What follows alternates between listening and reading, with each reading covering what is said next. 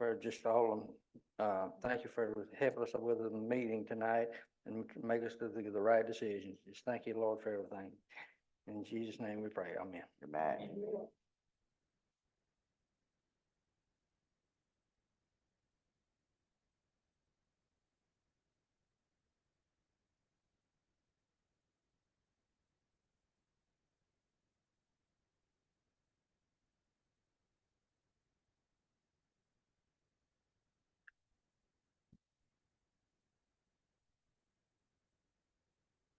Ms. Crowder, will you read the roll call, please? Beverly Atwood. Tommy Belcher. Shane Burton. Alan Carmen. Grant Cothran. Brian Crook. Will Dennis. Jerry Ford. Chris Gregory. Bubba Gregory. Landon Gully. Richard Johnson. Judy Kerr. David Nallner. Leslie Overman. Mark Presley. Here. Amber Russell. Lonnie Taylor. David Thomas. Steve Whitaker. 18 present, 2 absent.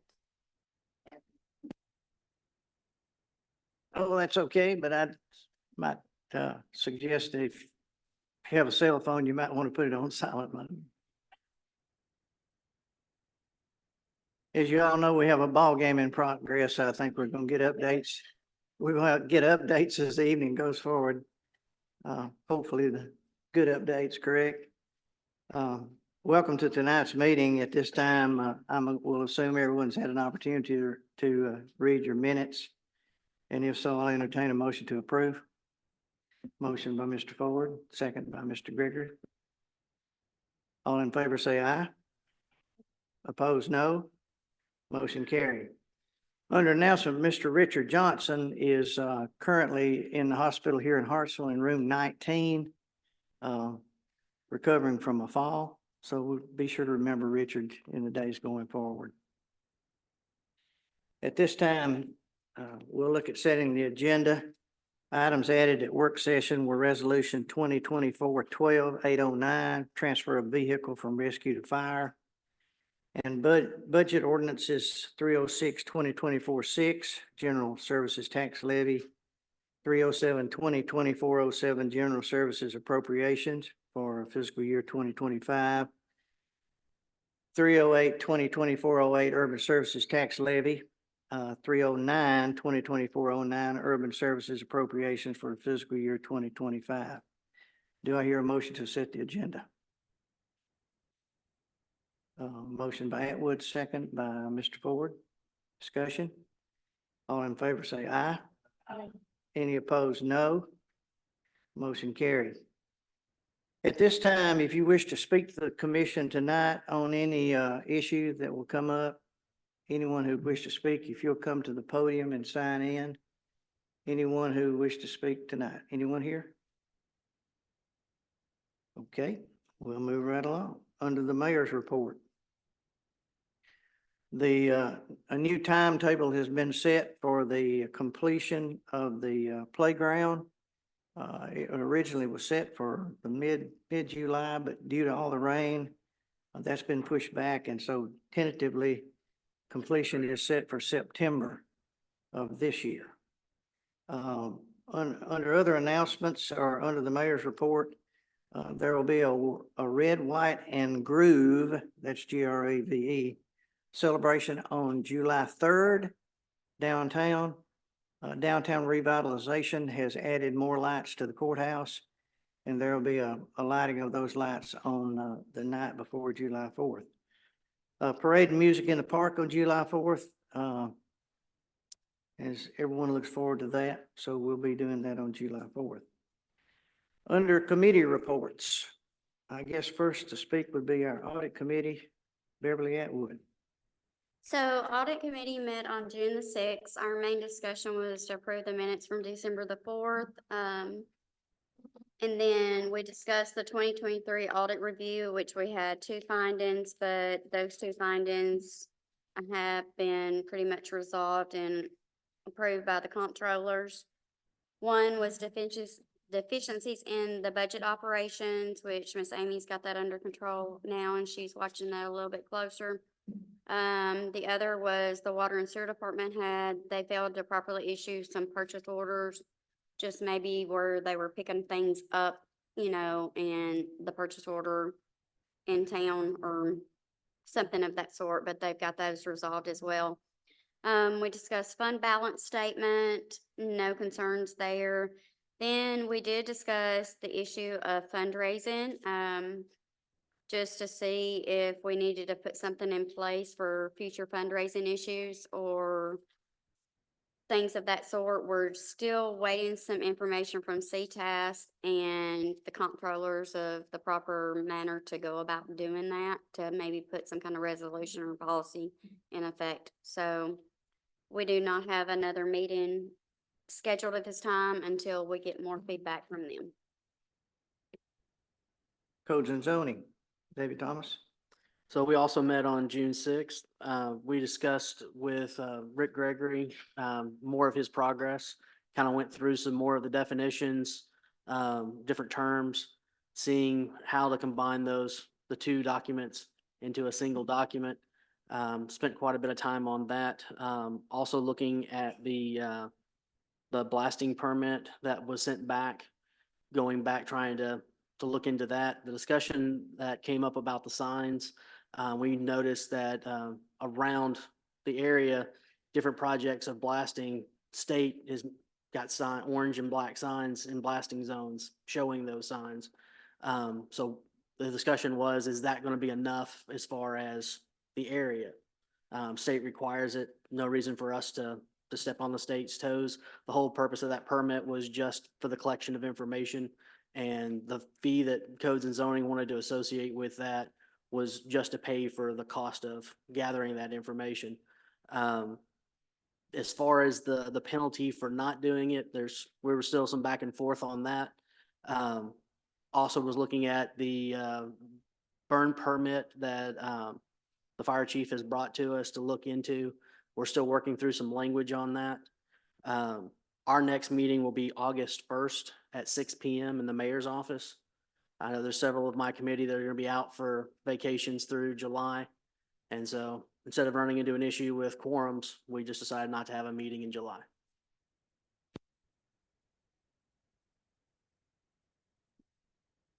The Public Works had a meeting, June the 12th at 6. The first order of business was to review the minutes from the April 4th meeting. They was approved. Then we discussed the playground, which you give an update on. We thought the playground was gonna be done in July. Now it's looking like September. And then I've been driving by there about every day and I still hadn't seen anything. So I don't know if September is gonna happen unless they get to work down there. But we're at their mercy. Then another thing we discussed is the wooden post that had all the names on it around there. We got to figure out some way. We talked about a plaque or bricks or something to get them names put on that. But we're still in discussion on what we need to do with that. Then we discussed the swimming pool. The swimming pool's been doing pretty well. Said Mr. Slee said we'd had 1,243 visitors so far, averaging over 50 a day. And they said the Tuesday nights that we stay open late was averaging 100, 120 people. Had been really doing good. So we made a decision that night to try to open it up late to 10 at another night. That night we decided Saturday night. But Cliff got hold of me the next morning and he said that Saturday night wouldn't work because a lot of pool parties is booked for Saturday night. So we made a decision to do it on Thursday nights. So the pool will be open on Tuesday and Thursday nights to 10 p.m. and it's been doing really well. And he said on Saturday nights that the pool parties was not booked, we may look into still trying to keep it open to 10 too then. And we set the closing date of the pool for Saturday, August the 3rd. That'll be the last day for the swimming pool to be open, Saturday, August the 3rd. And that was about it. Thank you, Mr. Gregory. Finance Committee, Landon Gully. Yes, sir. Finance met last Monday night. You've got quite a few budget amendments. Of course, it's that time of the year. on tonight's, all of the budget amendments that are on tonight's agenda. None are fund balance draw, so all can be taken together. All move with a favorable recommendation. There was a discussion then from that piece to the budget that has been worked through in May. That budget had a final approval recommended to this commission with a favorable recommendation.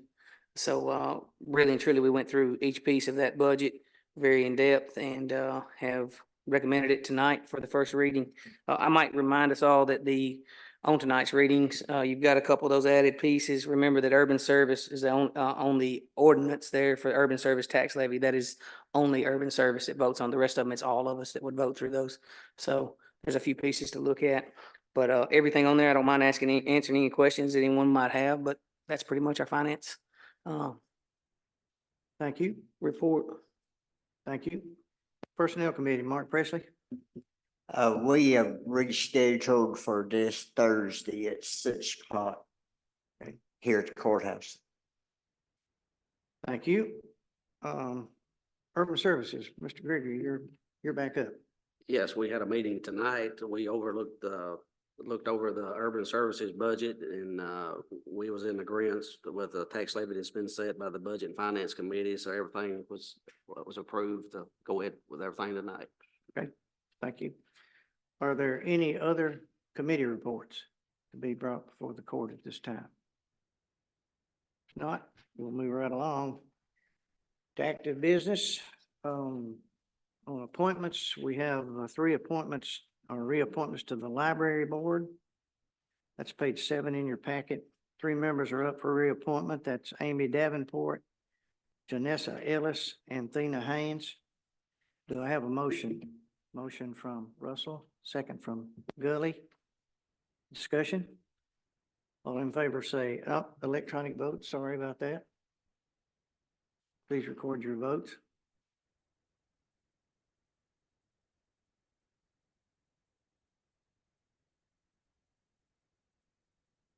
Mr. Gully, did you have something? I thought you, okay. We'll record votes. All votes in?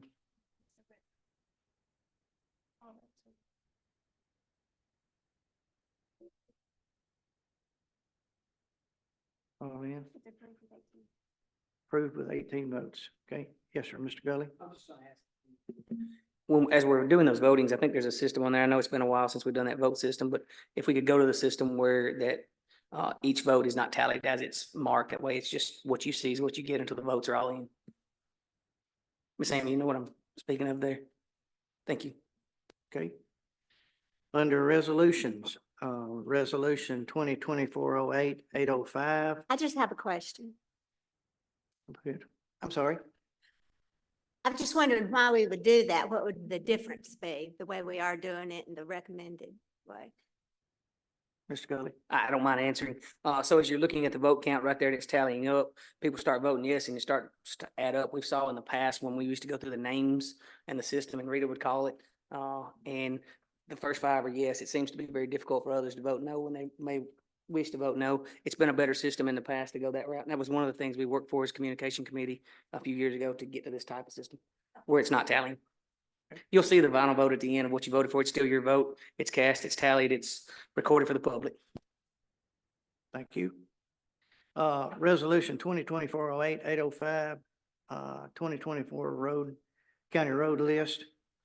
Annual approval of the county maintained road list provided by the highway department. Do I have a motion? Motion to approve.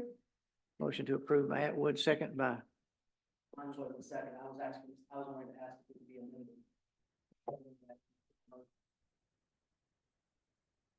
This is where I need legal.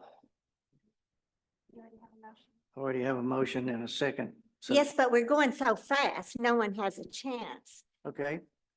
Are you suggesting I slow down a little bit? I'm suggesting that motions to approve are not accepted that quick. Okay. Yes, until you ask, does anyone have anything else to say? If you've reviewed your packet, then you should be prepared to make a motion or to second a motion. Just saying. That is an opinion. I currently have a motion and a second.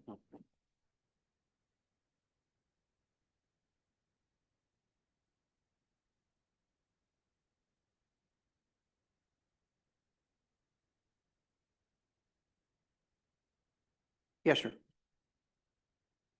Per my recollection from Robert's Rules of Order, which is what we governs our meetings, a motion to amend can be made after after a motion to approve, a motion to amend can be made at that point. Okay, So I think Ms. Thomas's motion is in order. okay, do we want to back up just a second? Yes. Okay. I'm sorry.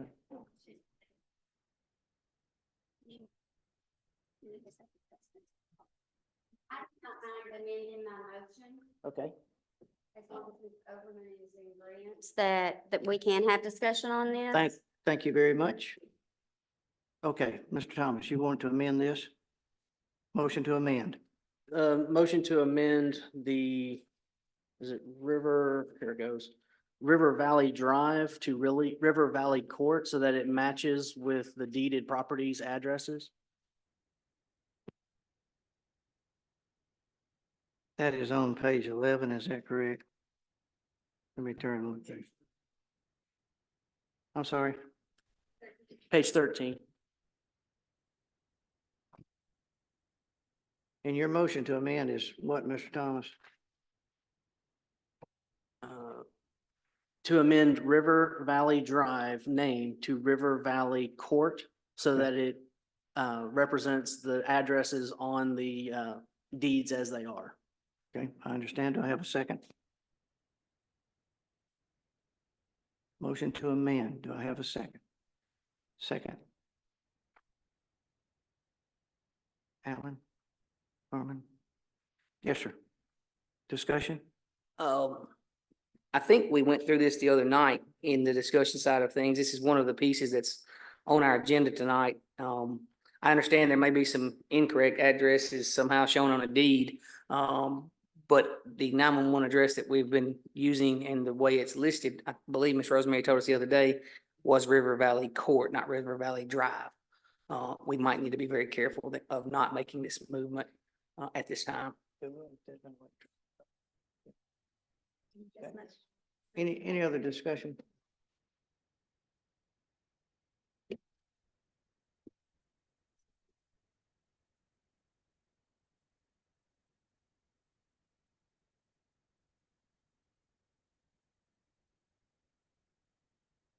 I'm getting a legal opinion. You might see if Brandon will talk to us. Is he listening? He is listening. Mr. Beller, if you're up there, would you mind offering us an opinion on this? I thought he might be on a screen somewhere. No, I didn't put myself on the screen because I don't want anybody to see how I look right now. And hopefully y'all can hear the sound of my voice as to why I'm not at the meeting. I recall the discussion and I believe it, and Mr. Gully is correct. We had some discussions about the deed. Now, the county commission cannot change what's in a deed. So a lot of times those deeds are going to reference roadways and boundaries. I would suggest to the county commission that we be as historically consistent as possible with regard to our roads. That what that does is that affects your recorded instruments that you have at your registrar's office.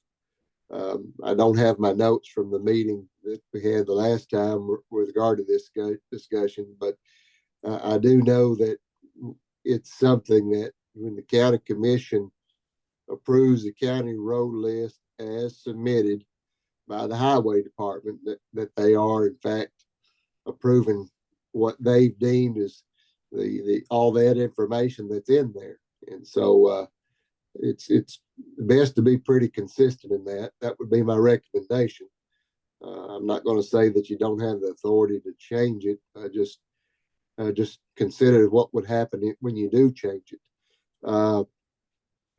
That's all I'm telling to the body right now.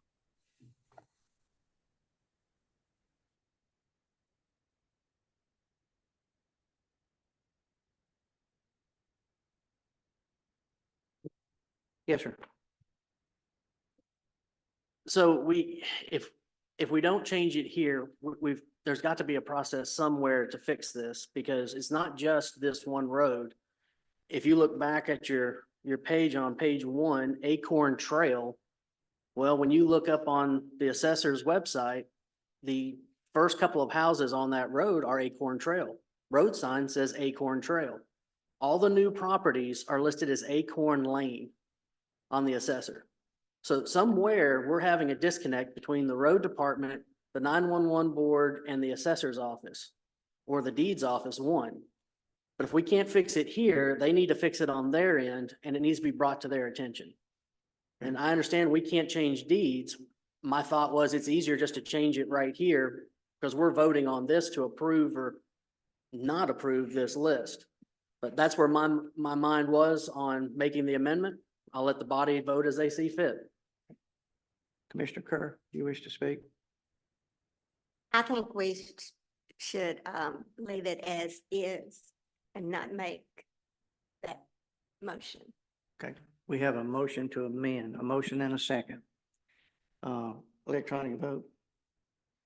If you would, record your votes as to whether or not to amend.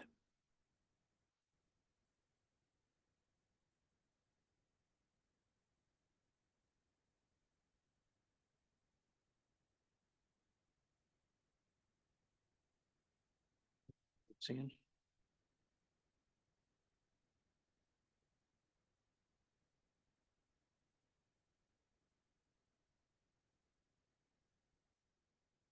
$11 no, 7 yes. So we're back to the original motion. Approve as listed. Motion to approve by Atwood, second by Leslie. Overruled. Discussion? All in favor, record your votes, please. Yes, sir. I'm sorry, discussion? Chris Gregory? Sorry, I was late getting my hand up. Do we have to do this tonight, or can we try to get this resolved? Maybe get this issue resolved and have it brought back next month? Well, it sounds like something needs to go back to some committee to get some clarification. We could do that? I'm sorry. All right. We have a motion. Then if it doesn't pass, then we can do that. Okay, all in favors, record your votes.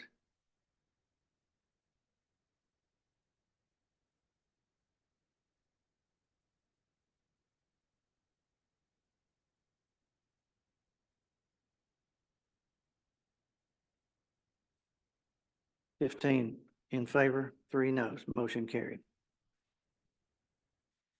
Yes, sir. Just a reminder, this is the approved highway department road list. If there's things that disagree with it in other offices, this is what the highway department has named those roads.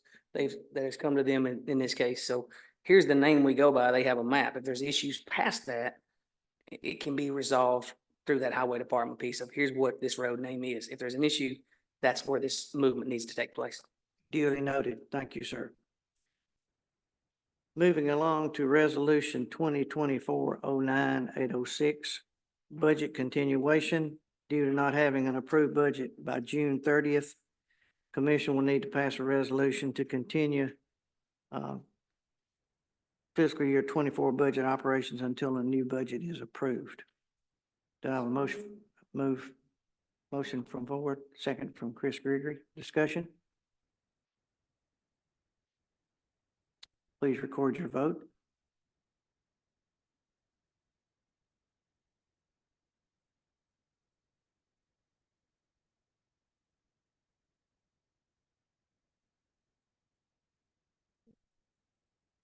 $18 yes, 0 no, motion carried. I'm told from time to time to slow down, so I'm slowing down. Resolution 2024-10-807, nonprofit charitable organizations. That's page 32 in your package. These are the annual contributions to nonprofit charitable groups. Do I have a motion from the body? Motion by Atwood, second by Overman. Discussion? Please record your vote.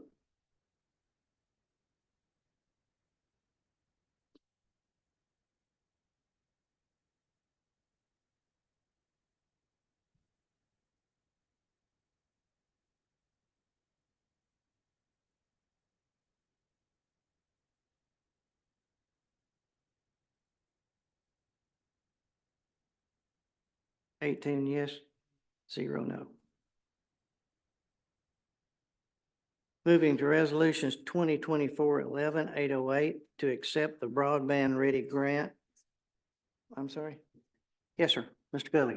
I was gonna make a motion to approve. I would like to see if it would be in our favor at this point or at some time forward, to approve this with,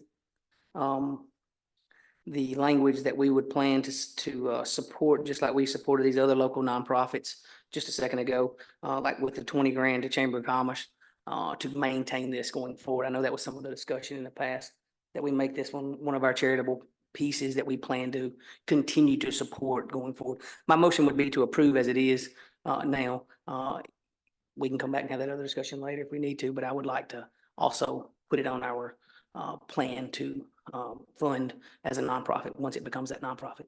Okay.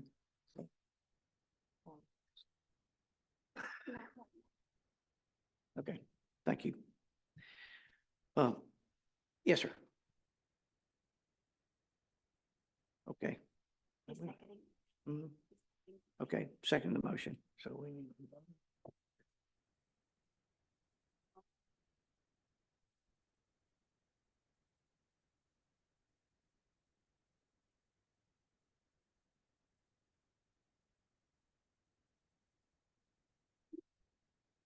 Okay.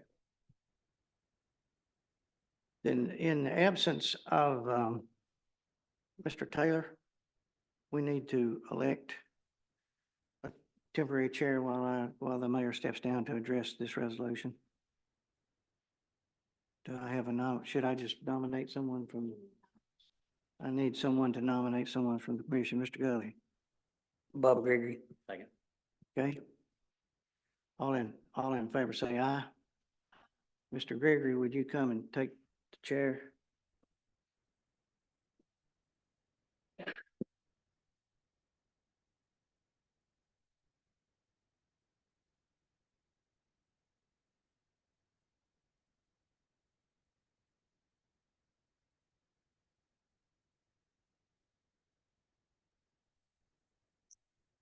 Thank you, sir. When I became mayor about 1.5 years ago, I was looking at, actually, even when I was running for mayor, I was looking for opportunities to improve quality of life in our town and in our community. And one of the things that I focused on was the Ward School.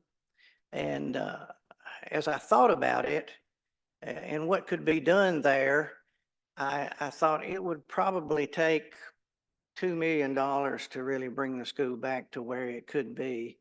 And I didn't in my wildest dream think that that would be a possibility. But in my office, as I was catching up from the last mayor, I came upon a study that had been done by Middle Tennessee State University in 2018 that had kind of been laid aside. And I found that an exhaustive study had been done on the school in 2018, 6 years ago. It's a 50-page document. It goes back to the fact that Ward School is considered a Rosenwald school, which was created, Julius Rosenwald organized a fund in 1917 to build schools to make sure that young African Americans were educated. When the broadband grant became available, the state, I think, set aside $30 million for broadband grants. We found out that Ward School would qualify for a grant of that size. And when I talked with GNRC, which would be the Greater National Regional Council, and asked them how much money we should apply for, I was told, let's apply for the $2 million, which we did. And because of this MTSU study, because all this work had been done in the past, ours kind of got moved to the top of the stack, and it was approved recently. There have been a few questions as to what the future would be going forward and how the school would be managed, how the facility would be managed. And we're kind of looking at the same track that the Shalom Zone runs on in Gallatin, Tennessee, where the school down there was converted. What they have done is once the project was completed, it was turned over to a nonprofit 501c3 to be managed. And that's what our goal would be here. But tonight, basically, all we're voting on is to accept that grant and agree to the match. Originally, the match was a 10% match, which of course would amount to $200,000. But some things were added on at the end of the grant to make sure that proper architecture was hired. And it increased the grant to $2.3 million. And so the match is more in that line of 13 or 14%. Again, as far as the transfer of the property to the county, which is a requirement of this grant, that will be addressed at the next commission meeting. And at that time, we'll have a clearer picture of exactly the process we would take going forward in transferring ownership to a not-for-profit 501c3 and how that project would be managed going forward. One question was asked as to exactly how the school would be used. In looking at other projects very similar to this, one is the Price Community in Rogersville, Tennessee. Another is the Bradley Academy in Murfreesboro, Tennessee. And Murray County has received a grant very similar to this, and they're going to run on the same track that we are following, the Shalom Zone in Gallatin, Tennessee. First and foremost, there would be a heritage room or a museum on the history of the school. Meeting facilities would be made available. The gym floor is in great shape and could be brought back almost to pristine condition, which would make it available to the community youth for basketball camps. Mid-Cumberland Community Action Agency would have access. One room that's being set aside is for telemedicine, where citizens would have access to the internet. Also, small businesses would have temporary offices. There are just an incredible number of possibilities of how to use the space there.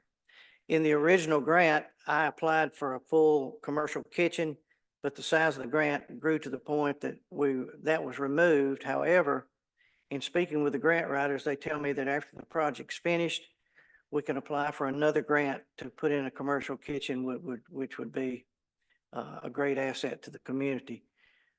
More than anything, this is an opportunity to contribute to quality of life in our community and as a service to our community. And I think we're very fortunate to have this opportunity to receive that much money, which we can do a tremendous amount with Ward School. At the same time, and part of the MTSU study was that to create a nature trail on the 8 acres that's part of the school property. We're in the process currently of having a phase 1 EPA study of that property that's which would connect the school to the downtown greenway. So again, tremendous opportunity. Tonight, all we're voting on is to accept the grant and to agree to the match. And tonight, we don't really have to determine where that money would come from. We could determine that at a later commission meeting.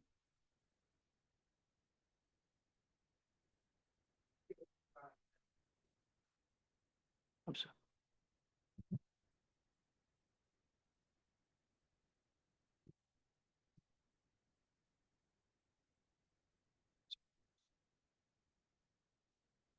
There's 3 of them. 3. Okay.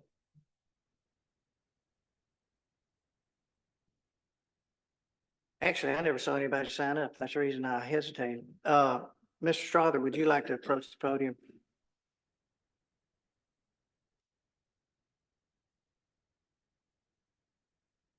Thank you, Mr. Falco, for pointing that out to me. Good evening, Mayor, ladies and gentlemen of this commission. We thank you for the opportunity to come before you.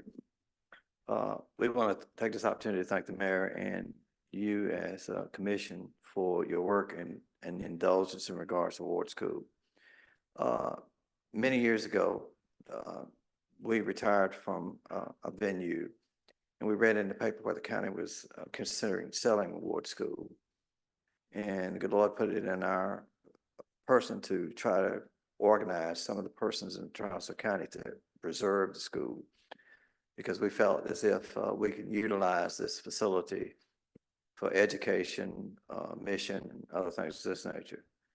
And we by the grace of God, through your commission, some of the members present, we were able to attain it.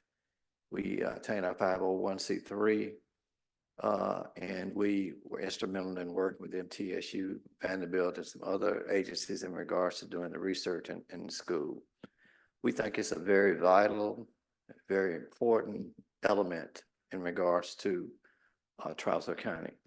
Not only Charleston County, but the other citizenries that adjoin Charleston County.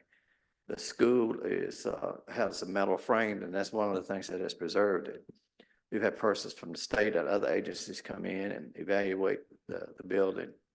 We've been able to utilize the building. In fact, we've had 2 funerals there from alumnus of Ward School preservations. We've had birthday parties. We had other community events there. So the school is very valuable. And so this grant would be an excellent asset to the community in preserving the school. Most of the persons that, and a number of the persons that are here are on our board. And a lot of us have worked diligently to try to preserve it. In fact, we've worked so diligently that we've invested some of our own funds. Our organization initially, when we started out, was to be with the alumni and some other personnel. But unfortunately, we've been unable to maintain it. The building was erected in 1948. So trying to come in and preserve an older building. We've had some contractors within this community who have volunteered to help us. So we've refurbished a great deal of the building. We've put a central heat and air unit in the gym. We've had basketball tournaments there. So this building has it'd be a considerable asset to the community. And one of the other things that sometimes we fail to realize too is where Ward School is located. In the event that you were to have a disaster, it'd be an excellent area for people to be housed temporarily. You know, if it ever floods at Wards, we got problems. So, we would ask your consideration in regards to this measure that comes before us.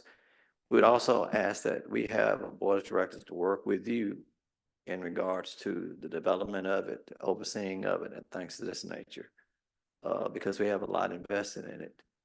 And we like to see it long-term, after we're all gone, to be a very good representation and draw other people into the community.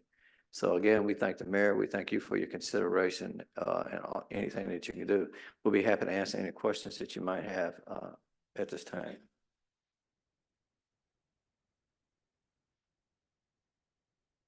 Thank you.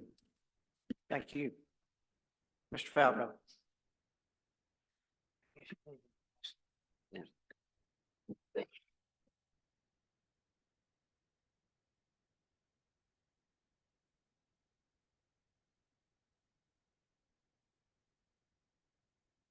Oh, this is the first occasion I've had to address the commission since my term ended 6 years ago.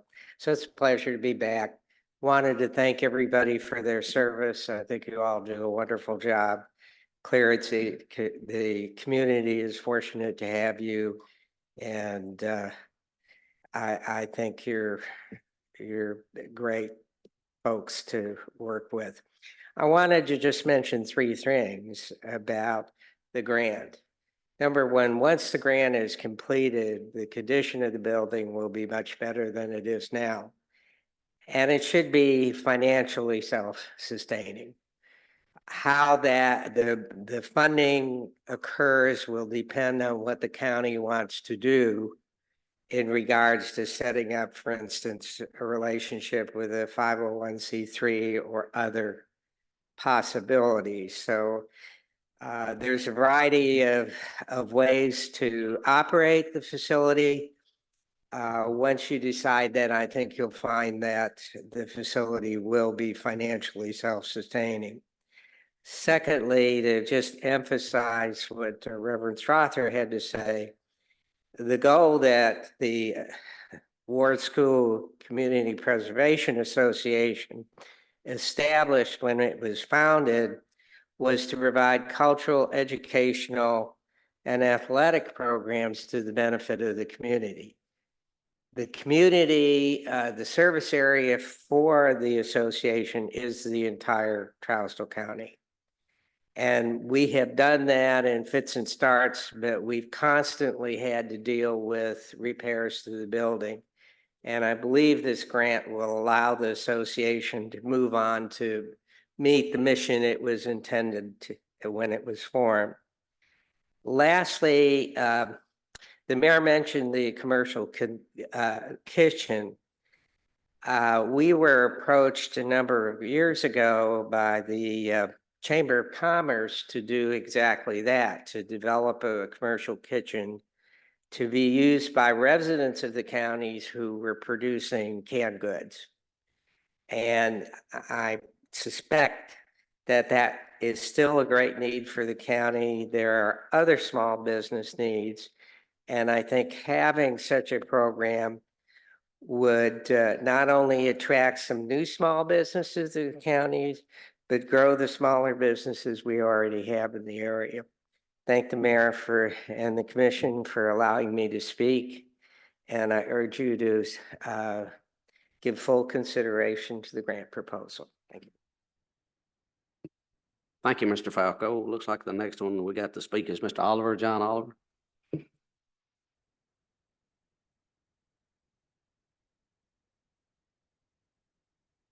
Well, I'm obviously speaking in support of this resolution. As county historian, I'll point out a few things about that community in general. The reason that the Black community is on the hill is because after the Civil War, no one else would sell land to Black people. In fact, it was limited to the hill because surrounding white community would not sell land to them. So the community became very crowded because that was the only land available. Historically, education begins after the Civil War. There were no schools for Black people before the Civil War. The first school was a combination African Methodist Episcopal Church that doubled as a school. After a bad windstorm, the building leaned so much they had two big poles on one side of the building to keep it from falling over. Reverend Walter Ward, who was a minister here, Black minister, got the community together and said, we got to do something about this. With limited white help, they, in the Rosenwald Forum school group, they got the first ward school on the very top of the hill.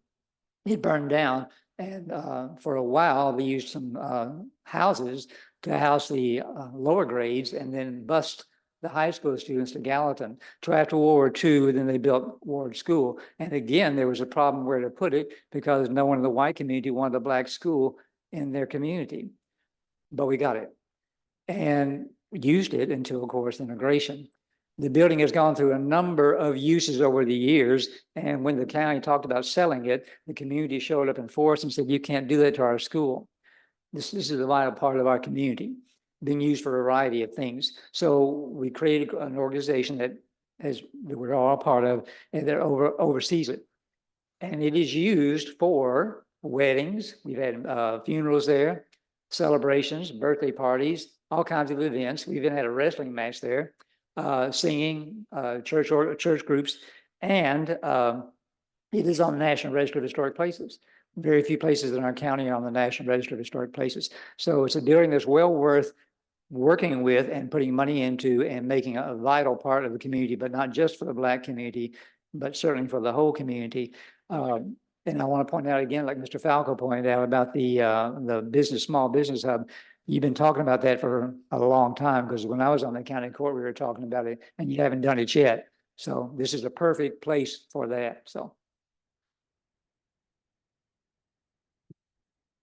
Thank you, Mr. Oliver. Is there any more discussion with the commission on this? Because we've got a motion and a second already in favor of this. Mr. Gregory. Yes, just really, I guess, three questions and I guess the mayor probably the best one to answer on this.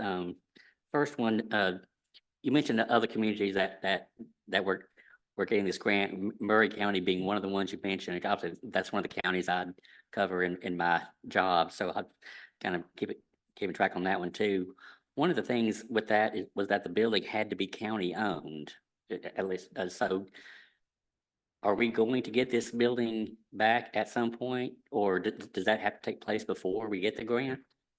One of the stipulations of the grant was that the property would have to be county owned at some point in time, and I alluded to probably the next commission meeting. Yeah, that transfer would have to take place.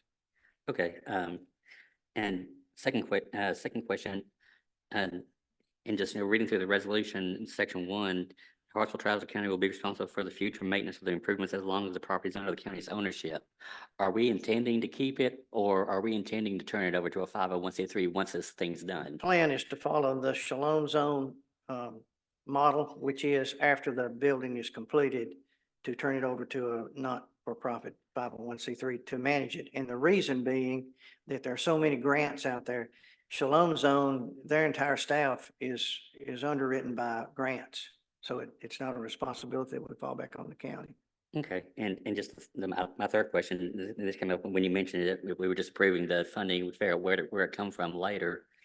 The resolution specifically states that it's to be provided in full by the Urban Services Fund. So is that the case? Urban Services, that's what this particular resolution says. That doesn't necessarily have to be the case. So is that correct, Amy? That it would come from Urban Services, yes. That's what's before us tonight.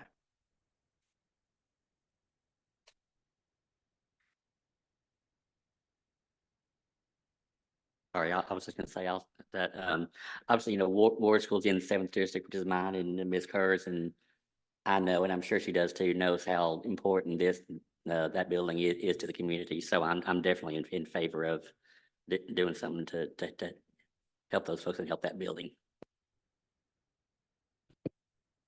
Anybody else got any? Mr. Whitaker. Commissioners, this is not charity. Now, although it maintained cultural integrity there, it's also with the right director could attract good business owners in there. That could create a lot of activity up there. And not only is it good for our culture, but the city and the county would be winners as well.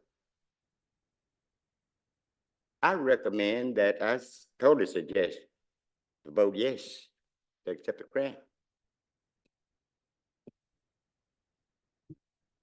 I'm not against it. I just wondered who's gonna have the burden of keeping it up.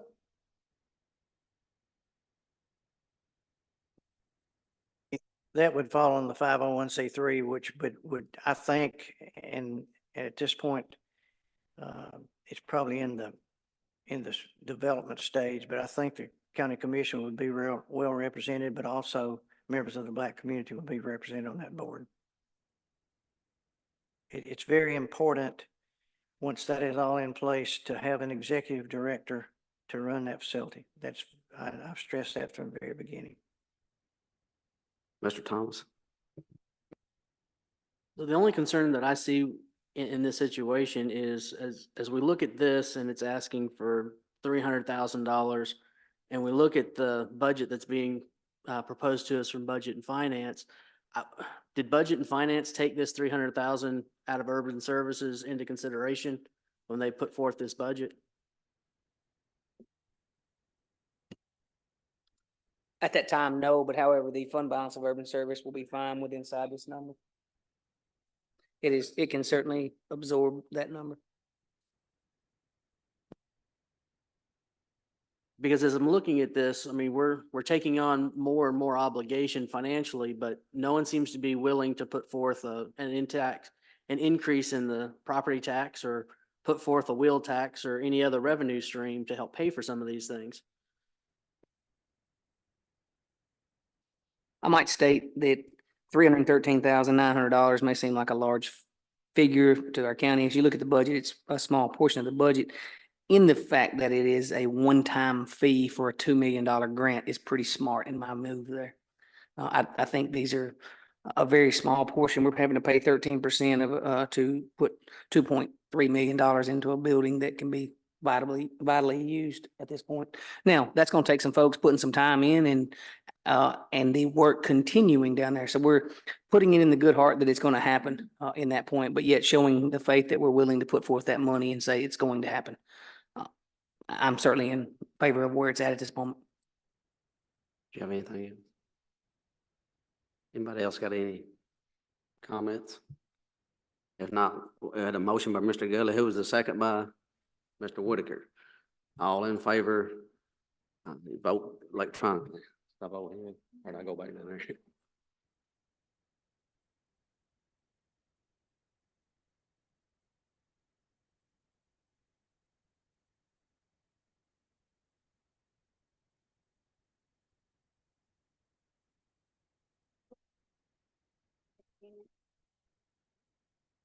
The motion carries 16 yes, 2 no.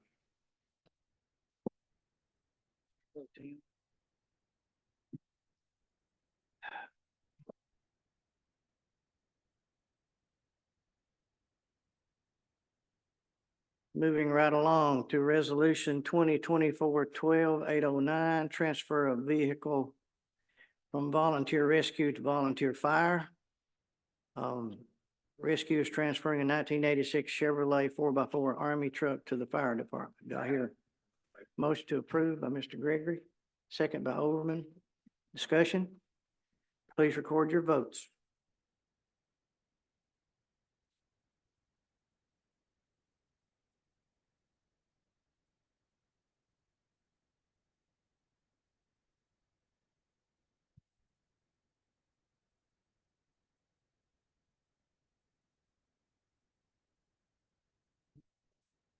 Seventeen yes, 1 no, motion carried. Under ordinances, public hearing and second reading of ordinance 305-2024-05, rezoning R2 to R3 on River Valley. Ms. Rosalie, do you want to speak to that? Does she need to speak to that? So I guess I need a motion to close public hearing. Got a motion? Oh, I'm sorry. Anyone else want to speak to this? Ms. Rosalie, you want to speak to this?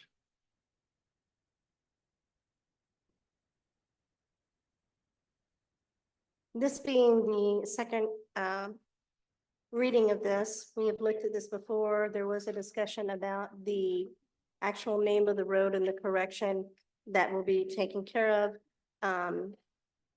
From R2 to R3, again, they're supporting R3 properties across the road from this, so this would not be a case of spot zoning, and it did come with a favorable recommendation from the Planning Commission. Else wish to speak to this? Then I'll entertain a motion to close public hearing. Motion by Mr. Presley, second by Mr. Gully.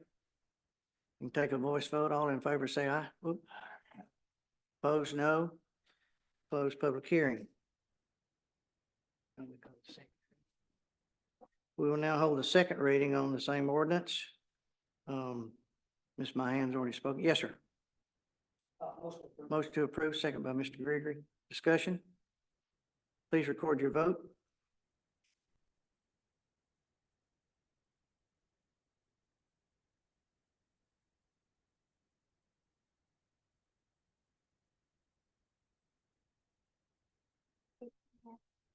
Eighteen yes, 0 no, motion carried.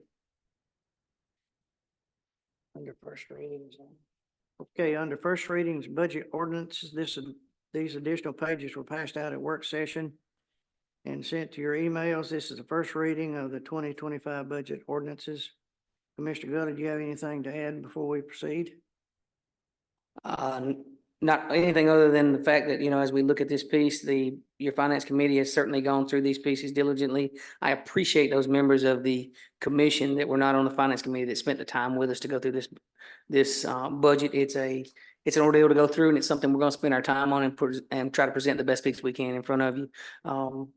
Dollars are something that I'm going to do the best I can always to manage as much as I can and look through those pieces. I think our finance committee has presented a pretty fair budget. I'm never going to say I'm agreeing with everything, but we're in favorable agreements on all the pieces as a whole. That's always the case. We may nitpick little pieces, but it's very much in favorable recommendation of all. The tax levy, your first 1 and 2, we would vote on as a whole. 3 is just urban service, and 4 is as a whole. Again, just a reminder. Thank you, sir.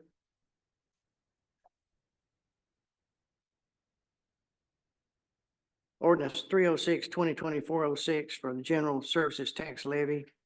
Tax levy is recommended at 1.9877 for county general services. This is not an increase. Yes, sir? Motion? I was gonna make a different motion. I was gonna make a motion to amend.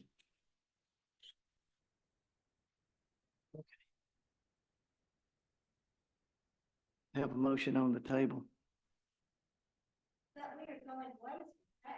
Okay. Will slow me down again.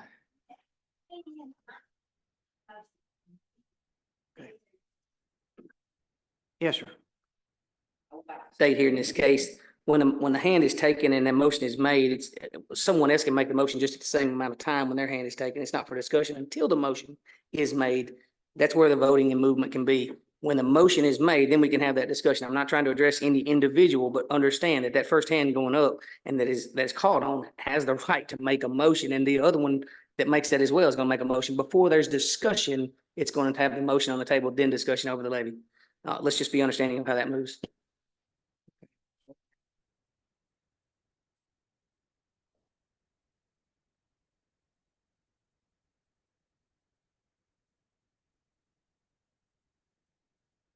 I'm sorry.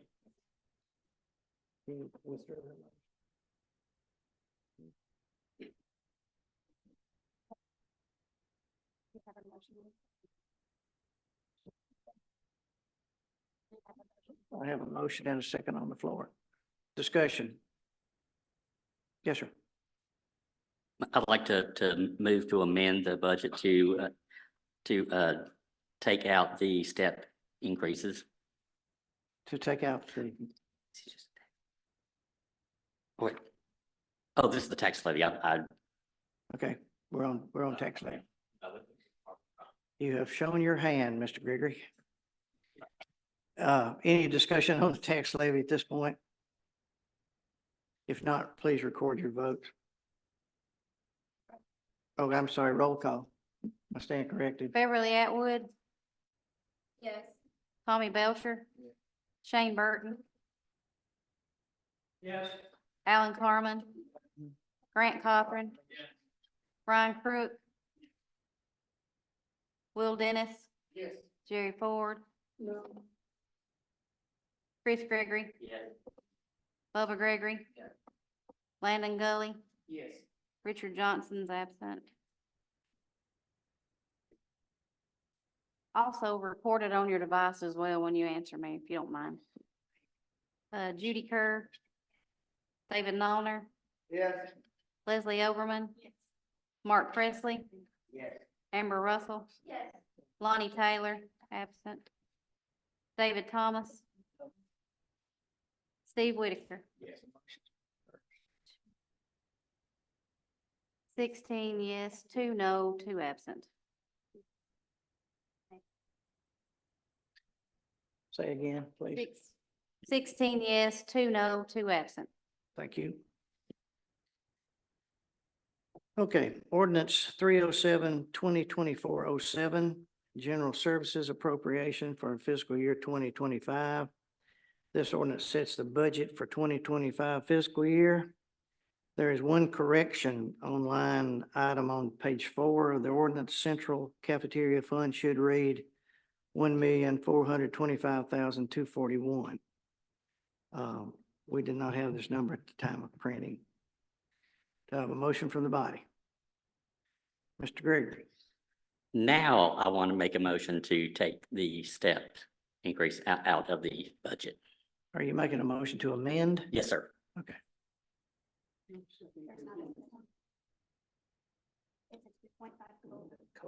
Okay, the COLA then. So you want to restate your amendment? My amendment is to take the 2.5% pay increases out. And also then to take out the commission pay raises as well. Okay. Do I have a second?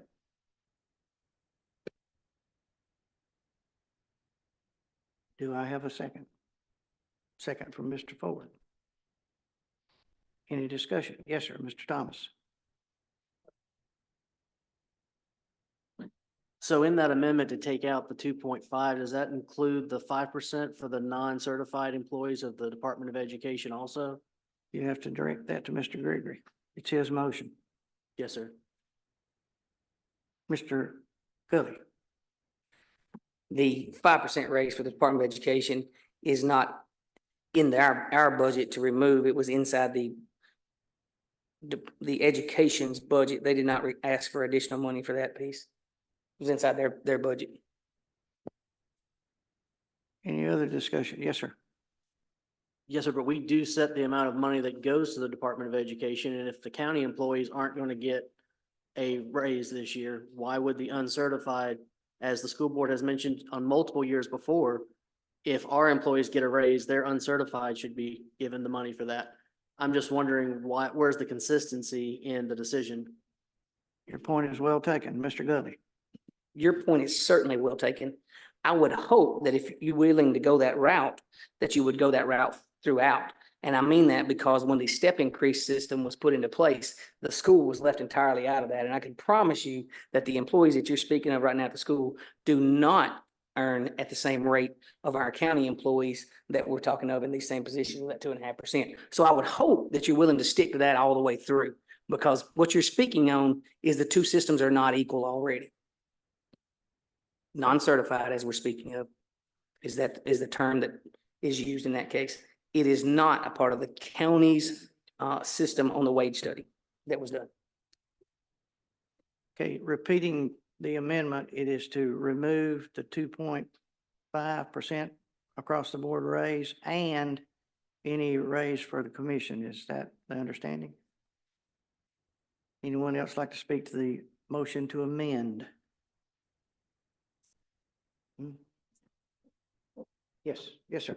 What is the raise for the commission? How much percentage was it? Can't remember right off the top of my head. It's the same as the county mayor gets, which 5%? Yeah, which we can't do anything about raises for elected officials. Those are set by the state. We can't do that. But ours is tied to whatever percent the state dictates for the county mayor. Am I correct on that, Ms. Amy?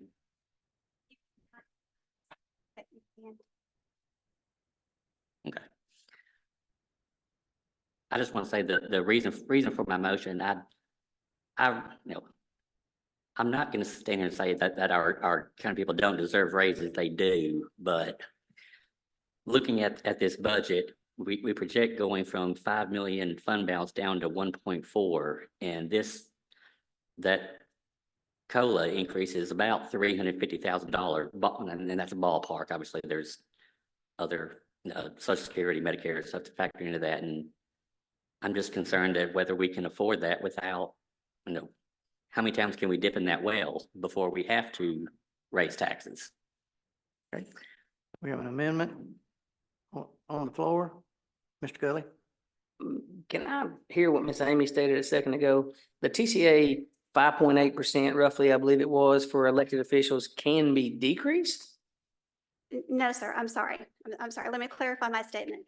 As far as the commission pay, you can decrease or keep at same. You do not have to increase that. That was a resolution passed by the prior commission. But no, the elected officials, that is stated by TCA code. Any other discussion? Yes, ma'am. Hey, did you guys discuss whether or not we could do the 2.5 increase and and getting the COLA? Mr. Gully? If I understand you correctly, are you asking, did we discuss a 5% increase? No, we did not discuss a 5% increase across the board. We have, for the past 4 years, and I went through these numbers and can show them to you right now. And I appreciate our employees and the pieces we can, but there comes a point where we also have to appreciate our taxpayers to a point as well. And we've increased pay by a large number over the last 4 years. And we have tried to make that thing a much more competitive market in our county. I'm not saying it's perfect, but in the county tax base that we have, I think we're doing all we can with the tax dollars we have without dipping into the taxpayer's pocket to continue to fund raises over raises. This from 2019 to today, I think your employees would tell you they are much happier with their rate at this point. We did not discuss anything above the set wage study piece, our personnel policy, 2.5% COLA. Any other discussion? If I might restate the amendment, what this would be doing is removing the 2.5% across the board raise for employees and removing a raise for the commissioners. Is that correct? Yes, ma'am. Am I on? You Okay. are. The budget committee was presented with how much the 2.5% raise would actually cost, and it's $124,000. I just need you all to hear that. It's $124,000. Everyone understand that? It was not the 300,000, it was 100 and what again? Okay. David Thomas. So back to my earlier question of where the 300,000 that we just voted to spend comes from. If we can't afford to pay our employees a 2.5 raise in this economic environment, how are we coming up with $300,000 for a project that we're not under any obligation to spend? Mr. Crook. One of my issues is we're up here discussing pay raises for county employees when, y'all can correct me if I'm wrong, didn't we terminate some employment with this budget? With the animal shelter? Mr. Gully. We looked at the hourly rate of time that was utilized in that shelter that you mentioned. We were putting 98 hours a week into 7 animals, and we felt as a committee that department had no need for the number of hours, and there were 2 part-time employees that had been added that were removed. The original goal, and I'll speak this again here and say it anywhere you want me to say it, the original goal for that piece is it didn't exist in the year 2020. It was brought onto the commission going to be a 501(c). We put 25,000, if I remember correctly, into that fund. The next year we put a little over 50 into that fund. This year it was asked at a little over 120, if I'm not mistaken, in the original budget piece with an additional employee. The number of animals served was 7 at the time that we were looking at that piece, and there were 98 hours a week into 7 animals. I felt that that was a misuse of county funds. And we, as a committee, looked at terminating 2 positions that maybe were unneeded for that piece, and they were terminated, if that's what you're asking for, sir. Mr. Gregory. Just to respond to Ms. Earth's statement about 124,000, when the original budget proposal came out, I took that thing and went through it line by line, looking at what was funded in the current budget, what was proposed for the next year's budget, line by line, everything in the 101, and it came to like about $320,000. I did not bring that packet with me, unfortunately, but I've got it at home, and I'm happy to show anybody those notes I made on it. Ms. Atwood. I would just like to make a notation to what Mr. Gully said, in regards to the animal shelter and the 501(c). To my understanding, this 501(c) is not being completed or finalized, so therefore it still does fall under the county, and that can be a liability for the county. Just a notation. Ms. Kerr. Back to the animal shelter. If there's just one employee and they go on vacation, someone still has to feed the animals. That's why you have 501(c), and it goes back to a nonprofit, and you have volunteers. Mr. Gully. I'm one not to do something without checking ahead. Before I made that call, and looked at that piece in that committee, I had already contacted Mr. Salih to ask him if there would be time that his staff there at the convenience center, once it's located on the grounds of the convenience center, could help take care of feeding and watering. And he said that would be no issue. So we already had it covered. I might also mention that, do I have to step out of the mayor's role to answer this? I might also mention that Sheriff Russell came to see me last week and offered for the sheriff's department to take the animal shelter back over, and that his staff could handle it. So just to let you know, works in progress to take it back to where it once was. And the 501c3 is still an option. That's not the subject before us right now. Mr. Gully. I was gonna speak, I would love to see the 501(c)(3) continue to be pushed at, but to speak to one more piece, I hope we all do understand the difference here today in the increase of money, year over year. If we do the 2.5%, I'm not 100% sure right now. I'll be honest with you where I stand on whether we do or don't. I've kicked it around a whole lot in committee and in other places. At this point, whatever the number is, when you vote it tonight, it's year over year. I think it was mentioned again, the 313,000. That's a one-time fee, folks. I hope you really understand discern the difference between a one-time cost and a year over year cost.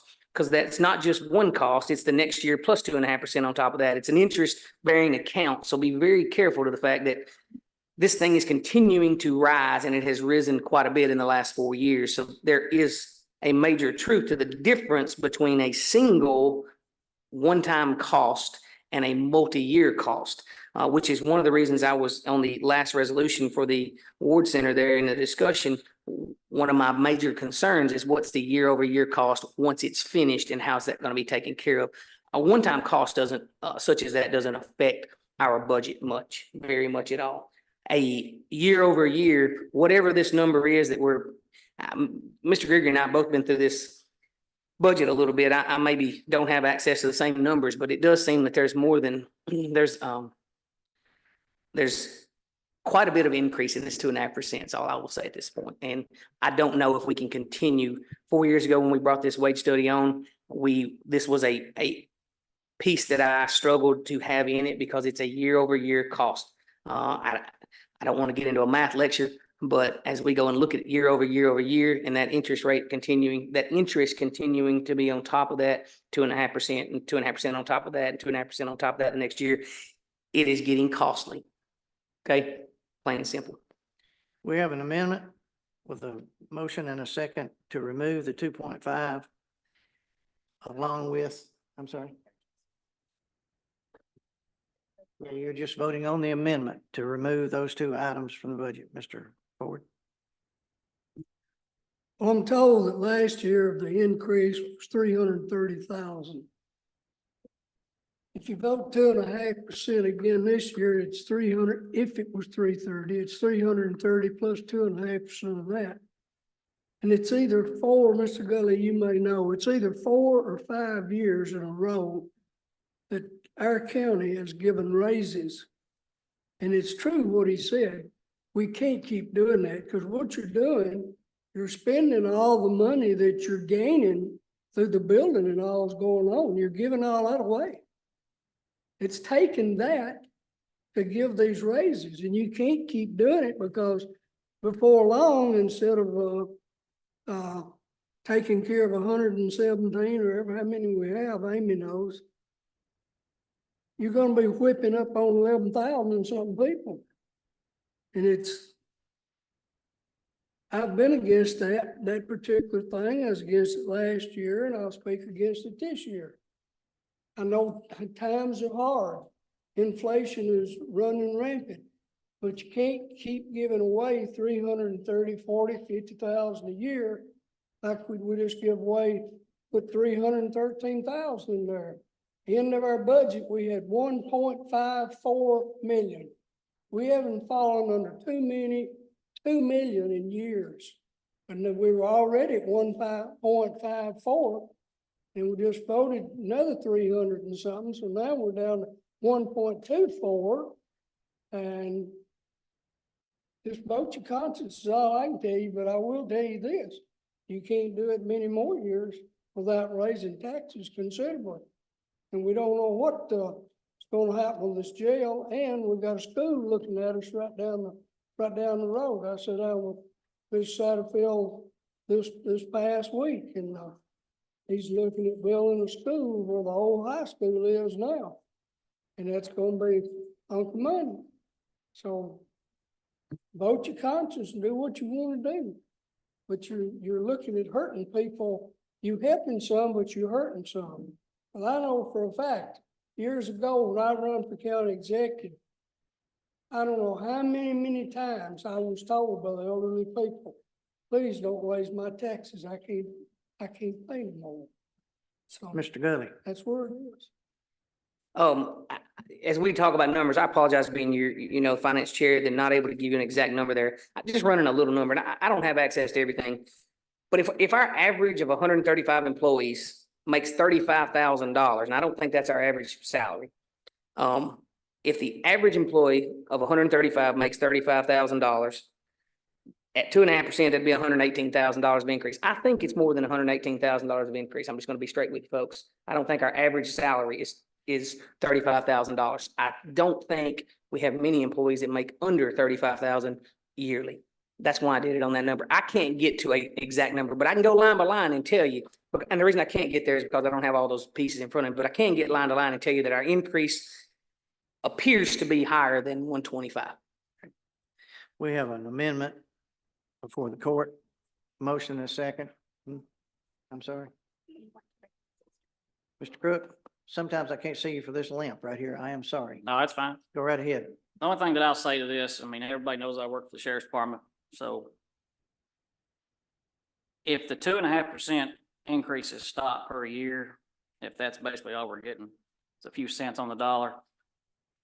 If that stops, you're gonna have to amend the budget for overtime because people's gonna leave.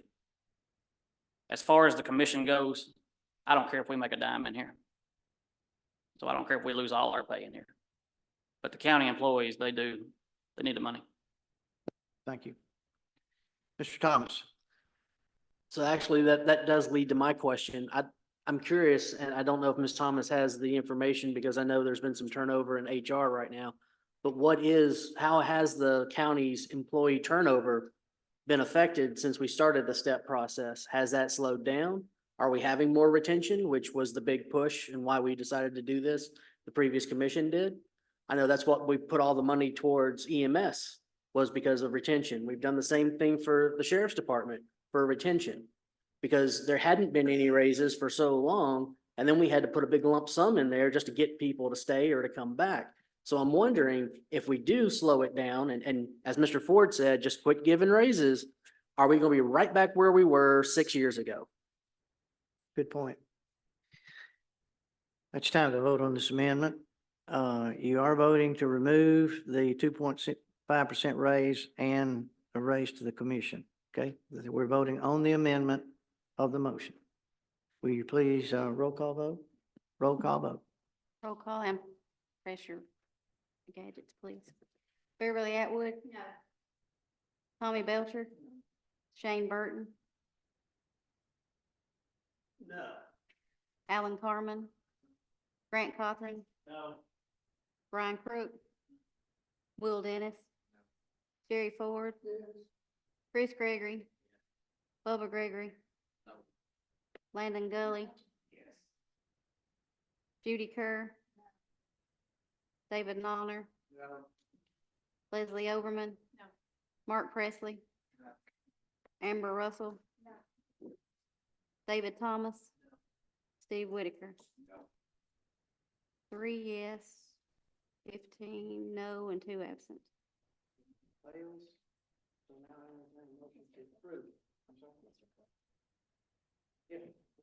I'd like to make a motion to amend it.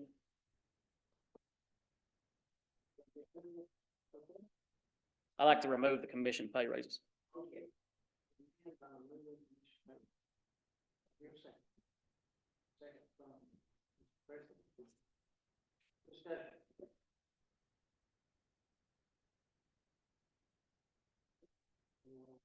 Roll call vote on the amendment. Any discussion? No discussion. I'm trying to slow down. That's a great question. How much total money would that be? $2.20 per meeting. Okay, we have an emotion to amend here. No discussion, then roll call vote, please. Mr. Crook? I know it's kind of laughable, but when you have a work session, 20 people show up and it only takes 10 minutes, 15 minutes for that work session, county's kind of not making enough money, you know? People need to save all they can. Got you. Roll call vote. Beverly Atwood. Tommy Belcher. Sorry. No. Shane Burton. No. Alan Carmen. Grant Cawthorn. Yes. Brian Crook. Will Dennis. Jerry Ford. Chris Gregory. Bubba Gregory. No.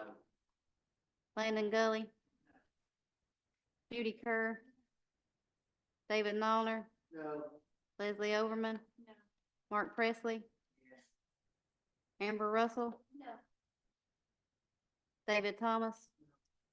Steve Whitaker. 6 yes. 12 no. 2 absent. Motion to amend fail. Mr. Gully? Motion to approve. I have a motion and a second. Any discussion? If not, roll call vote. Hold on. We're voting on the budget. I'm not ready. We're now voting on the budget as not amended, as originally presented.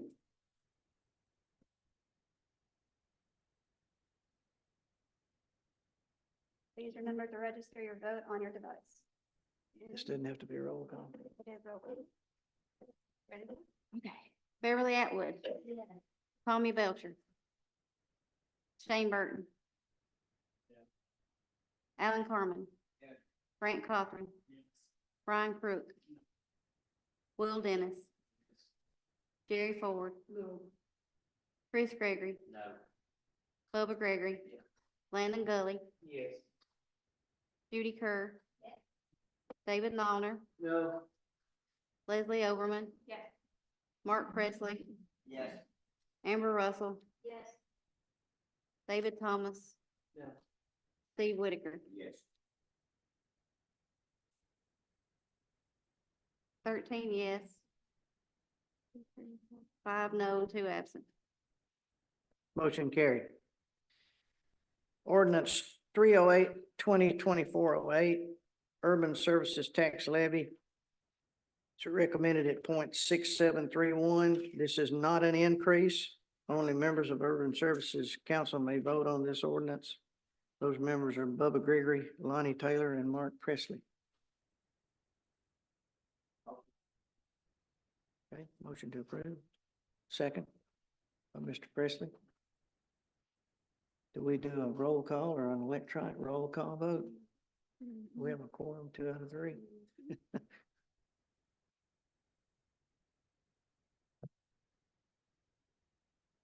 Bubba Gregory. Lonnie's absent. Mark Presley. Yes. 2 yes, 1 absent. Motion carried. Moving right along, ordinance 309, 2024-09, Urban Services Appropriation for fiscal year 2025.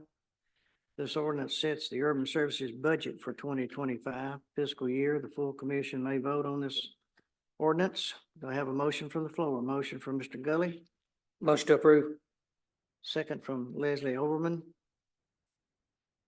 Roll call.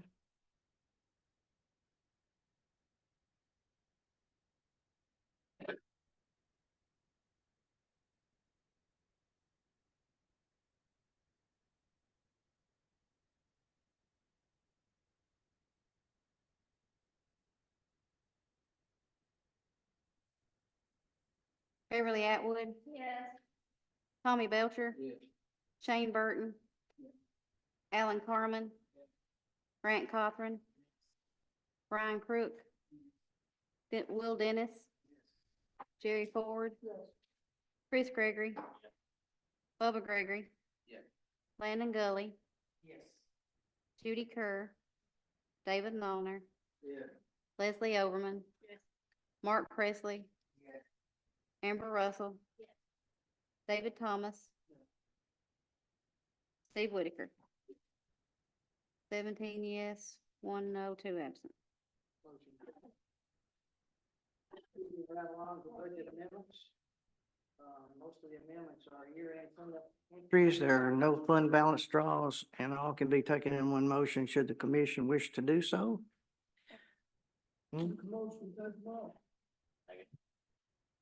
Motion by Ford, second by Gregory. Discussion? Is this electronic or? Please record your votes.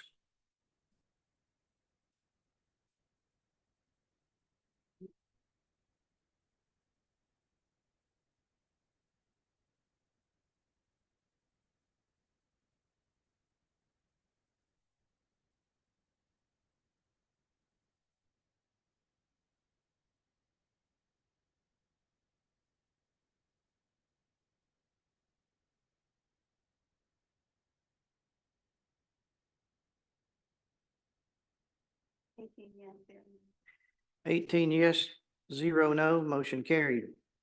Moving along to notaries. We have 3 notaries: Jessica Garner, self-employed, Tiffany Churchman, and Kelsey Dickens work at Wilson Bank and Trust. I have a motion to approve. Motion by Mr. Presley, second by Amber Russell. All in favor say aye. Opposed? No. Motion carried. Under other business, the Providence Community Center property, Mr. Beller and Mr. Bass presented at work session. We'll need a vote on record of the commission's decision. Most everyone was here for work session. We have someone here to speak to that. We do. Mr. Nesbitt, would you like to speak to this? Well, I was just asked, Brother Beller asked me to be here to answer questions if there was questions. Yes, sir. I just had one question on this because I had mentioned this previously. The 2 conditions on the property, also the right of first refusal and the right to use as a polling station.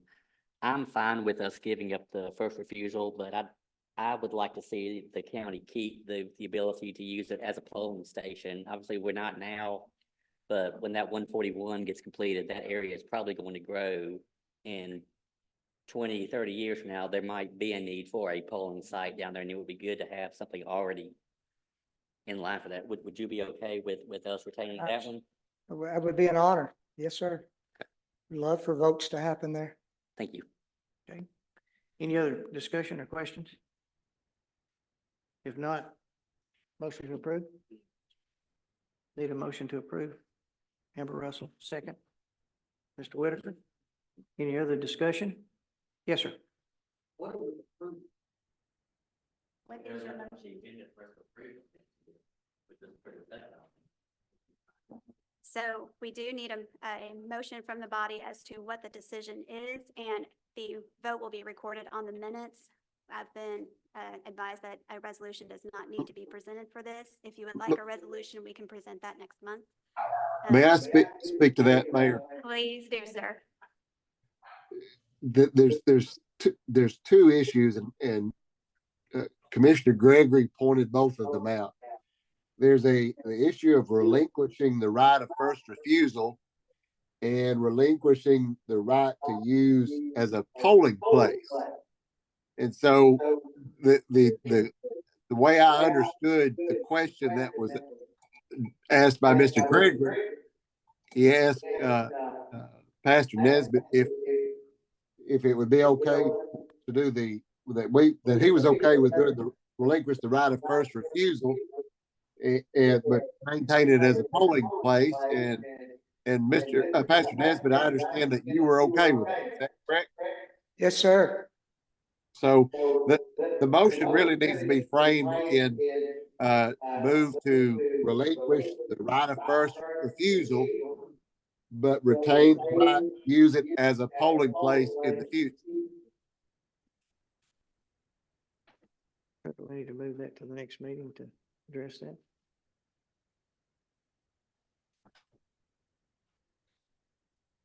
Mr. Gully. Mr. Nesbitt, is this time sensitive enough that it would be okay to postpone to July and get this written up as it is, or is this gonna block any movement?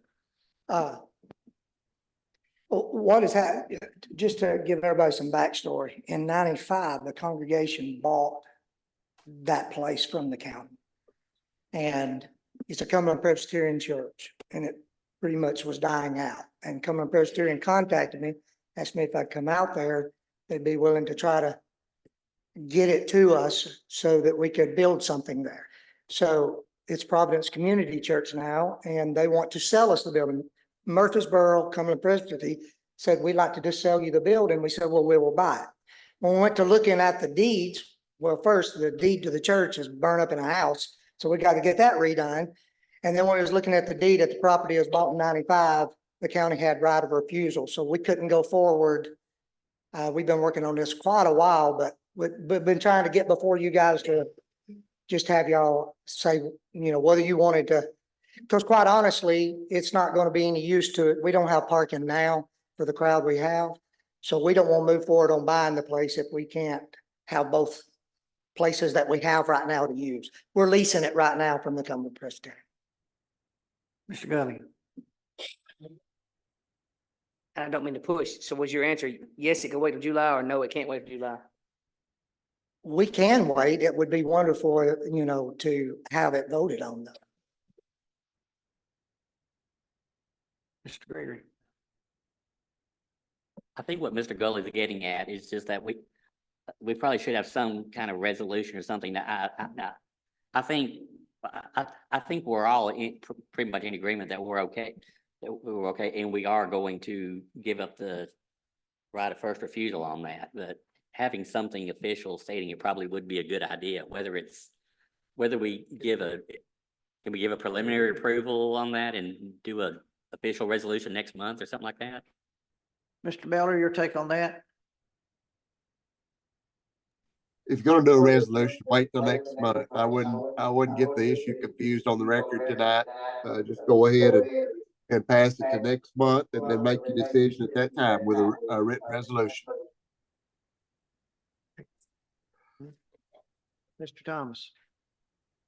If all that is needed is the motion and the vote, and that's all that's really required, then I would like to make the motion that we drop off the first right of refusal and that we retain the polling place. Or return the rights to the polling place. Okay. To make it a part of record. Ms. Russell, I have a motion and a second. Any other further discussion? What kind of vote do we need on this? The motion is that we relinquish right of first refusal, but we retain the right to use it as a polling place if needed. To make that part of the public record. Mr. Gully. Just, Mr. Beller, if you can, are we gonna be okay in that being the case without it being a resolution and just being a motion on the commission here? My concern is there's no paper in front of us. I hear it's a motion. I understand it's a motion. My concern is I have no paperwork stating that. There's no, we have no numbers to go back and state, oh, hey, at 8:34 on the night that Tennessee ball game was going on, this took place. I mean, I'm being honest, there's no paperwork other than that here to talk about. I like the motion, but I wish I had paperwork. Your minutes will reflect the vote tonight.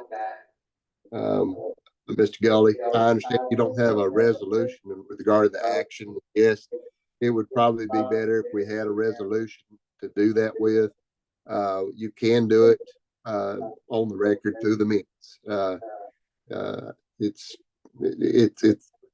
either way. I understand for historical purposes having excuse me, resolution is a bit better. Upon the advice of legal counsel, Mr. Thomas, would you please withdraw your motion? Honestly, I'm thinking of it from the buyer's standpoint, and if this will suffice, it allows them to do a purchase a month earlier. Interest rates fluctuate. I don't see a reason of holding up if this will pass for what we need. You have a record of the minutes, so there's your paperwork. So no, I will not remove my motion. Discussion? Yes, sir. I believe we need to listen to our lawyer, Mr. Miller, and put it off next week till we got our paperwork and all that. I don't believe we need to vote on anything tonight.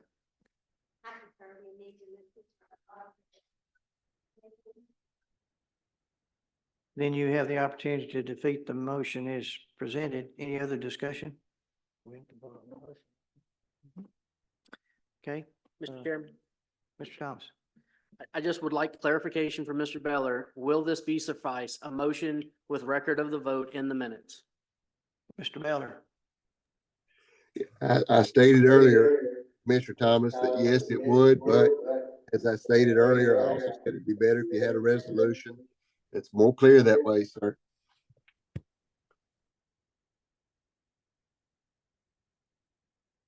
Shall we vote? Shall we do roll call or electronic? Electronic?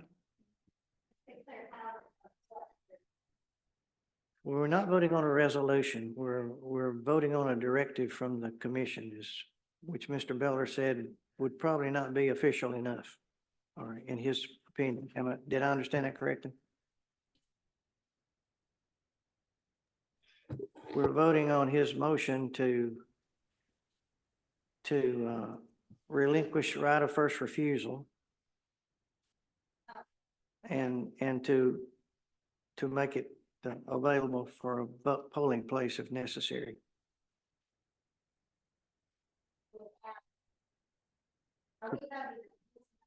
That's what we're voting on, his motion. We gotta take a vote. Electronic, would you please vote?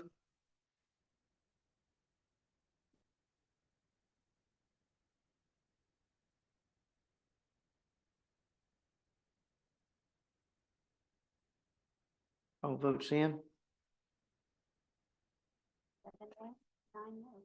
9 no, 7 yes. Motion failed. Yes, sir, Mr. Gully.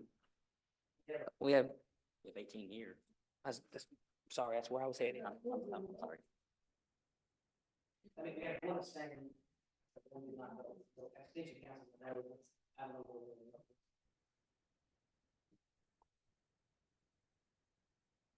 You tell him again, we failed, didn't we? Okay. At this point, I want to thank the Enbridge folks for being so patient. Endurance might be the word, so thanks for enduring. Mr. Haskins, would you make your presentation to the commission, please?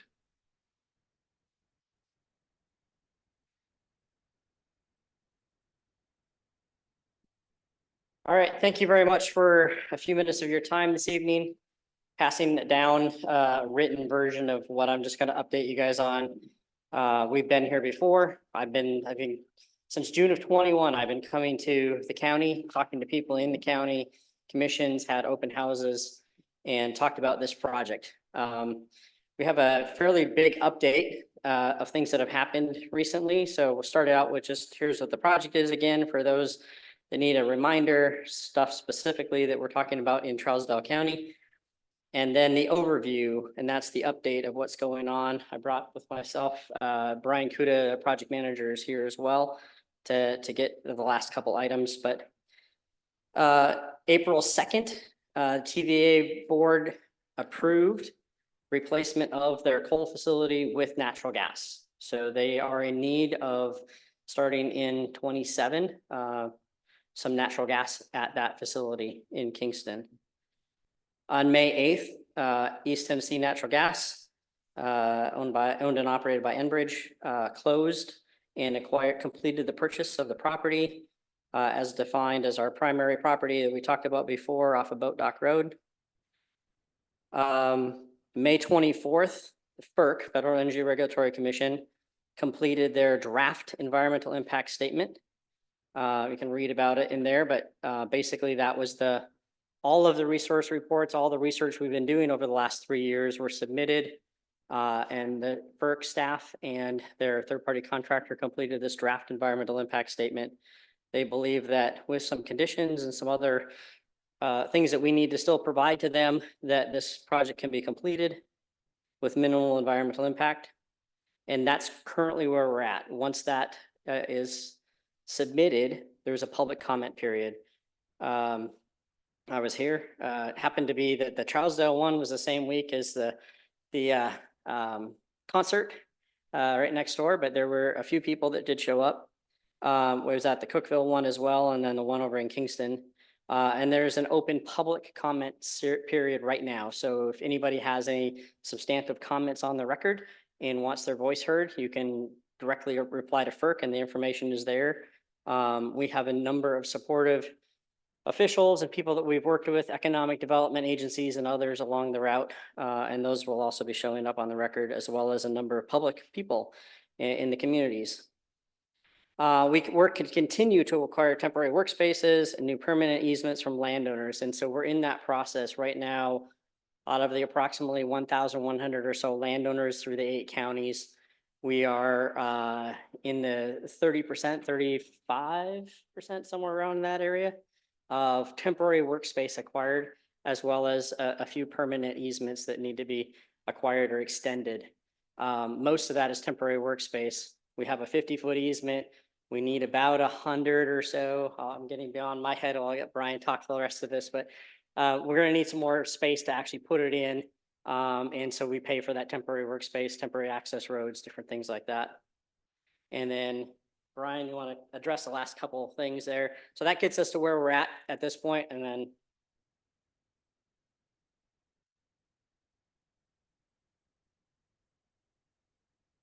Thank you, Art. So I'm Brian Kuda. I'm the project manager for the Ridgeline project with Enbridge. Yeah, as Art mentioned, we're approaching 40% of our acquisition as far as land goes. A lot of that land, we do have TVA parcels that we're acquiring, as well as a lot of our existing right of way for temporary workspaces, as Art mentioned. One of the updates, though, that wanted to give here was we had been in last year showing the parcel that we now purchased for the location of the compressor station, the 8-megawatt solar array that will be utilized to offset some of the electric draw from the grid. That's going to be utilized for our electric motor drives. We're at about 60% design completion for the 2 of those. Art and I have had a few meetings here, and our next path forward as far as coming to Trousdale will be, we need to come in for a variance for the property. That is for the solar array. However, when we come in, we will come in to the BZA and show the overall property. Because the acreage that we're utilizing for the compressor station, which is non-jurisdictional, and the solar array exceeds the acreage for utility usage on agricultural land. So that would be our first submission. And then upon hopefully approval of that variance, we would come to the Planning and Zoning Commission, present further level detail drawings. We can bring in renderings at that time. Something we talked about last year was having plantings. We've been working on the, for folks that remember last year, the barn style for the compressor buildings. We're kind of gone with sort of an off-white, grayish white with hip roof and sort of a barn style look. So that's what we've been working towards on the compressor station. And then the final one would be to submit the package to the building department to get the building permit for just the solar array. So as Art mentioned before, when FERC gives us a certificate for the whole project, the certificate will cover the construction of the compressor station, and then we will be seeking the building permit for the solar array. Yes. So we're working on, right now we are working with both TVA and Tri-County Electric. So the current plan is TVA is going to be upgrading their lines across the property. And then they will give a drop down to Tri-County Electric. Tri-County Electric will then interconnect to our substation. So we will pay Tri-County Electric. So our agreement, Enbridge's agreement, will be with Tri-County Electric. Tri-County Electric will then have an agreement with TVA. that's taken a full year to work on, so.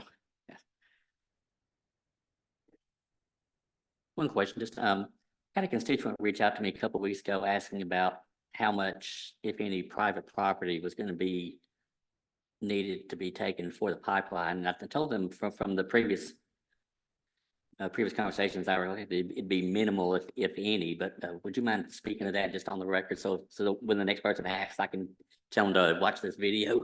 Sure, and like Art said, right, so right now, so we prepare a certified plat, which has the existing easement, shows what we need for temporary workspace, and then we bring that to each individual landowner. So we're in the process of doing that right now. If a landowner is happy with the layout on their property, we've been making a lot of tweaks. Keep this tree, don't take that tree, you know, can you move a little here? Can you shift a little here? So those are the things that we've been doing. The right-of-way agents, construction come back to me. We do our best to incorporate all those comments without deviating too far, you know, outside the right-of-way and not having to acquire additional. So right now in Trousdale County, I have not heard of any landowners that, well, I should say we're working with all the landowners, but we're not at a point yet where we're in an impasse with any landowners. There are going to be, you know, landowners that we may come to an impasse with, but, you know, we're doing our best to continue to work with them on what we can best do for their property. So. But that is an ongoing process. And if there's a specific landowner, they can reach out to us. And again, every landowner in all the counties has an agent assigned to them to work with them. Construction's available. I'm available to go out in the field anytime and meet with them. So. Any other questions? Question, what this is, according to what I just read, you're gonna start construction in 25 and be in operation in 26. Yes, Is sir. that correct? Yes, sir. Yep. Yep. And that is based on the FERC schedule that Art handed you handed them out, right? Yep. So On the backside. yeah, so on the backside of the handouts, so as Art mentioned, the draft environmental impact statement was just issued. FERC has said the final environmental impact statement would come out in December of 24. It typically takes 3 to 5 months, could take a little longer for the commission to get a quorum and vote and approve the certificate. So that's why on here, we're just showing spring of 25. And then FERC has a rehearing process that can go into the fall of 25. And after that rehearing process is over is when we would get our notice to proceed. Other questions? Mr. Gully? As we're looking at this number here and the time frame, what would you anticipate the number of employees, and when I say employees, I'm talking about of construction time employees, to affect our town during that time? So right now we have the construction for the pipeline broken out into 2 60-mile spreads. So basically from Bass Road, which is milestone 0 for us, 60 miles to the east. And so around the Crossville area, we're breaking it up, and then we would go the rest of the way. It's interesting. We had talked about, I think, some new RV parks and possibly a hotel going up in the area here. We are definitely interested in, you know, housing and things like that for workers, because we're going to have the compressor station here, which will have a couple hundred people max working on the compressor station, and then the pipeline, the 60-mile spread will have about 500 to 700 people, individuals on that 60-mile spread. But again, it'll be spread out.